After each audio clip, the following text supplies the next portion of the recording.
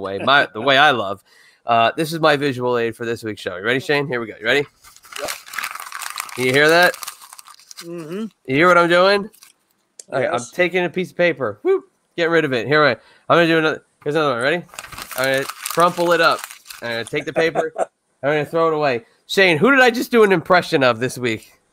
That would be one Vincent K. McMahon ripping up the Smackdown tape, probably within 15 minutes of air. Man, oh Did I man. get it right?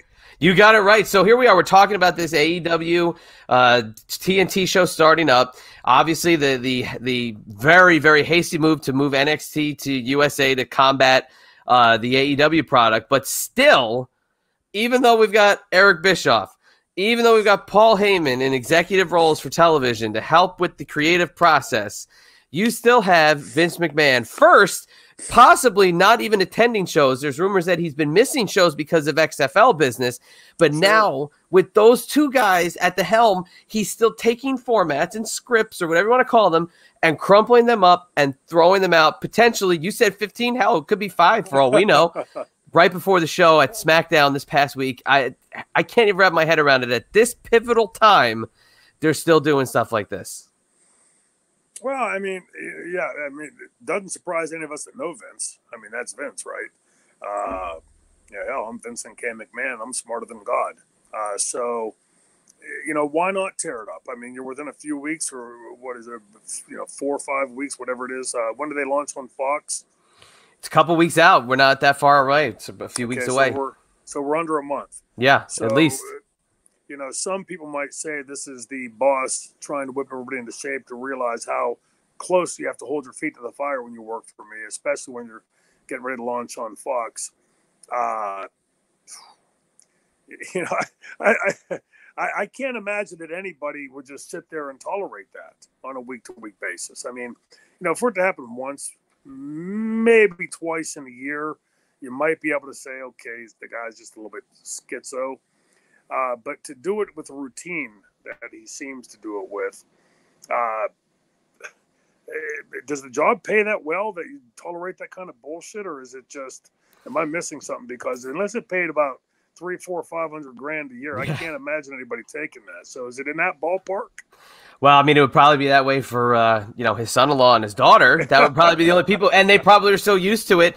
I mean, he probably does that with Christmas presents. The day before Christmas, he gets rid of all the ones he bought because he doesn't like what he has. But, the thing that I kind of was trying to point out in the rundown here is, it's not only that he's missing the shows because of the XFL. It's not even that he's ripping up the shows right before SmackDown starting, presumably, like they're saying. Because first there was reports he wasn't there. Then it was reports he was there and he ripped the show up. But the thing that I think about first is Fox. Is this a concern for Fox if you hear this? That, I mean, are they going to have like a Dick Ebersol sitting around just like Dick Ebersol did at Saturday Night's Main Event, watching Vince and making sure he did everything? Or is this a legit concern for those executives at Fox? Gotta be. It's gotta be. I mean, keep in mind, these are corporate people, right? This isn't like you've got guys that work, in the office at WCW or NWA or ECW sitting there that understand the industry and your idiosyncrasies. These are corporate people that deal with above board, legit television people and executives. And I'm sure there's some times when things get heated. I can't imagine that, 10, 15, 20 minutes before some NFL game starts that, some director or producer someplace is ripping everything at that point up and out the window and telling everybody, rewrite everything now before we go to air. Yeah, absolutely. This has got to be a concern for Fox. And again, it brings back to me the question that I've asked when we first started discussing this months ago. What is the out clause in that contract? And so, imagine, How I Met Your Mother or, some other relative, news sitcom. Imagine those actors walking to the screen or to the side of the stage, ready to go on, and the producer, the director ripping the script up and telling the writers this ain't good enough. They would panic. I mean, it's just, you can't sit there and just say, okay, it's just a magic wand and we wave it and poof, there's the script for this week. And the other part of this is, even though Vince is tied up and busy with other things right now, I cannot believe that narcissistic megalomaniac wasn't looking at that script during the week. If it sucked on Monday, should have said something. If it sucked on Tuesday and Wednesday and Thursday, should have said something. Yeah. But it's more like you can tell now, like, this is becoming, hey, this is me able to do my grandstanding and yell at people in front of other people and belittle people, which is typically completely within that McMahon mold. So, it just begs the question why. And so if I'm a Fox executive, I'm sure they've been milling around backstage here and there and seeing how this thing operates and noticing that. Clearly, they'd be making a reference to that in their handwritten notes or their, their tapped in notes on their phones or devices. Yeah, absolutely, they got to be paying attention to it. And again, I would love to get wind of what the out clause in that contract must be. I can't believe that they would have signed a $2 billion contract, guaranteed for the entirety of that time. If so, then Vince ought to negotiate contracts for the U.S. government. Well, he's not that far away from getting in touch with the man making the decisions. But but if there is an out clause, what is it? And like we saw a few weeks ago, speckles of the WWE starting to get some of the things back on track and putting forth a better effort. So, like I'd always figured in the back of my head, can Vince McMahon turn it on like a switch and turn it off like a switch? Again, only time is going to tell. But, if we see, I'll go on record, just take a stab here. If Fox launches and doesn't see the 3.5 million viewers that they said they would have, and then doesn't settle into the 3 million per week they said they would have, I think that alone is going to cause them enough consternation. If on top of that they see some guy in the back yelling and tearing up scripts, I think they're going to quickly come to the realization they've gotten into business with a crazy man. And they didn't know already. Yeah, and if that's the case, then you have to ask, how long will they hang out with that crazy man, or will they allow the network to bear the brunt of it? You've been in television, for a long time. Do you know many executives on that end that would do that? No, but news is a different realm, obviously, because you never know what's going to happen next. But even when you have an interview, some kind of pre-tape interview, how do you operate like that? There's no way, because it's not only that it's going to affect people directly involved with the script writing process. How is that going to give it? Let's say a guy who's going to be in a semi-main event on TV. Well, he went from preparing to be a semi-main event, so maybe he's like segment 2 now. Completely different mindset, completely different thing he has to work with. Maybe it's a different opponent. There's so many other X factors. Production people. What if they've been working on packages and pieces and stuff that takes days? And I know from being in that production studio that there are people sitting at their little editing bays and their computers day in, day out, hours at a time. They could be working on one package for a full week. Who knows? Sure. He scraps that. He just said, "Oh yeah, put it on a cutting room floor. Well, we use it at some point. Throw it on the website." You know what I mean? Like, that's the stuff. It's not just the president. Okay, so here you go, new script. It's everybody. It's the whole entire production team. Yeah, I agree. It's got to send ripples through the whole thing.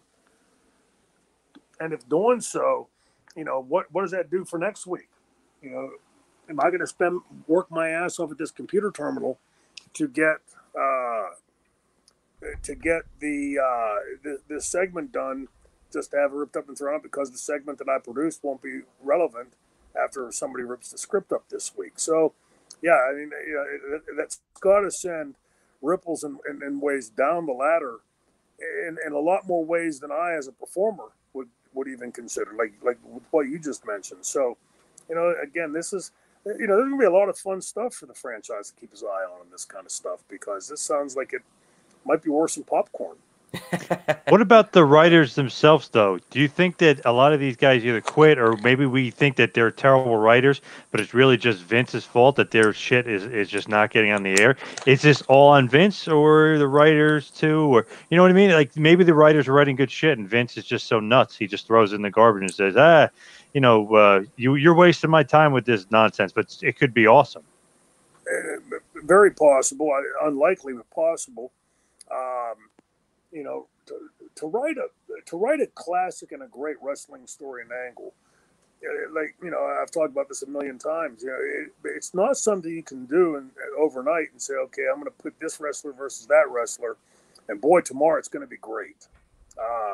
That has to have time to settle in. It has to have the luxury of a duration of time for the fans to invest into it emotionally, whether for the hero or to root against the heel. And none of that is done overnight. So, the other question I would have, as far as your question about the writers, do these writers even have a base level to build off of? In other words, do they understand those nuances of this stuff? Or are they just basically 20-something-year-old fans that watched and just figure, okay, here's this wrestler I hate, and here's this wrestler I love. Let's put them together. Add in an angle, guys. Sorry to break it to you. Right.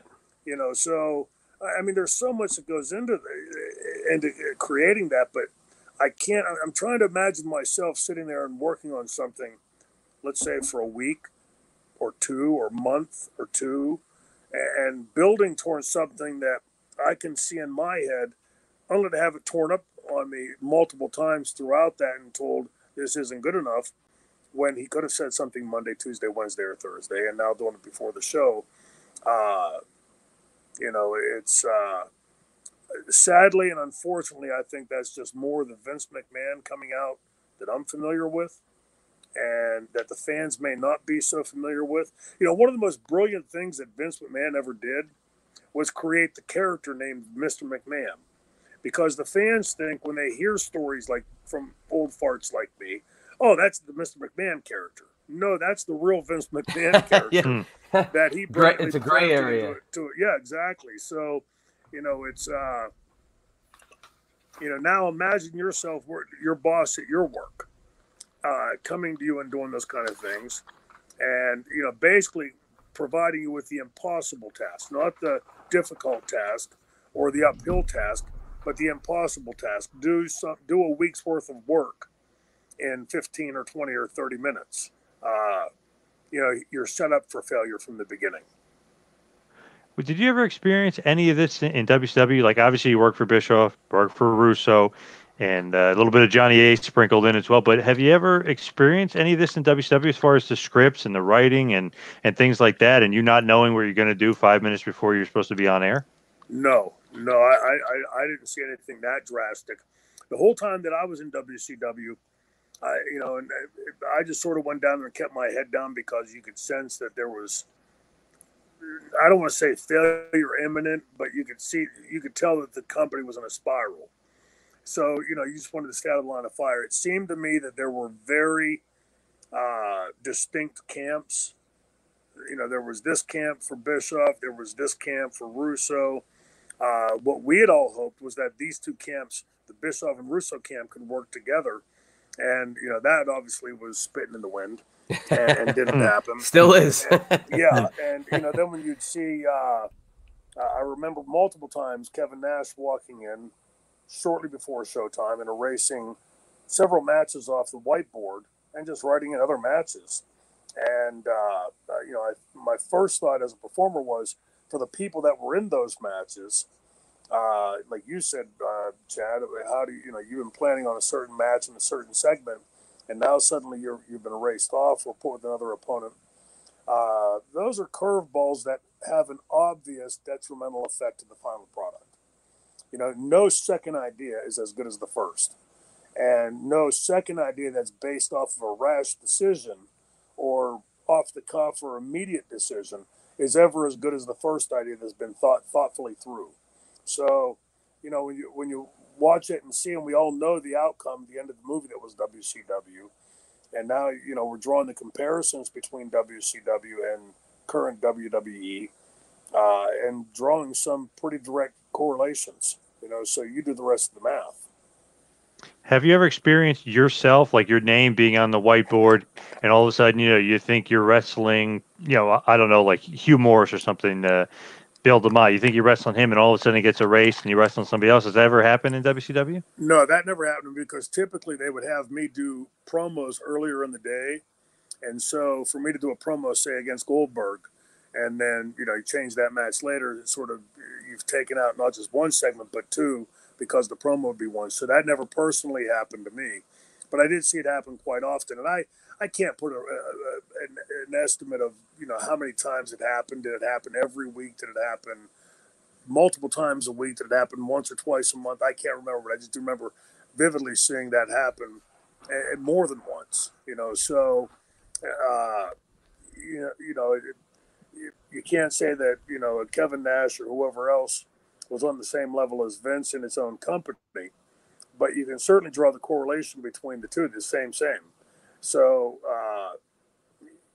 Vince tearing a script up moments or minutes or hour before the show, and the entire writing staff now having to go back, hustle back to the drawing board and quickly come up with something. I've never done anything creative in my life, whether it was songwriting or poem writing or, a term paper or report.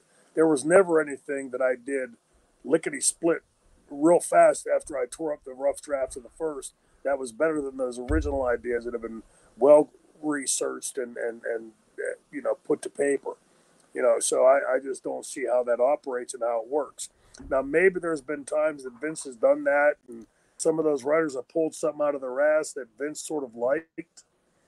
But my question would go back to the Vince McMahon that obviously knows wrestling. We've all seen how many times, a bazillion, him say, make the difference in sports entertainment for wrestling in a very condescending way towards wrestling. So is that guy going to sit there and say that, okay, what you came up with on your second pressure draft or idea was better than the first because it's more akin to sports entertainment, which I can't put a definition to. I don't think the fans can.